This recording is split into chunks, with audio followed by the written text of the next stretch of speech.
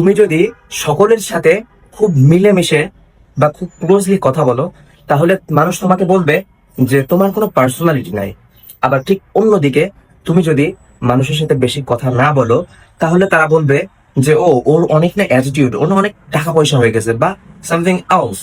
So তুমি যদি অনেক সুন্দর বা অনেক ভালো কাপড় চোপড় পরো, তাহলে মানুষ বলবে ও তো শো অফ করে, ওর অনেক টাকা হয়ে গেছে বা অনেক শো অফ করে, ওর সাথে মিশে যাবে না।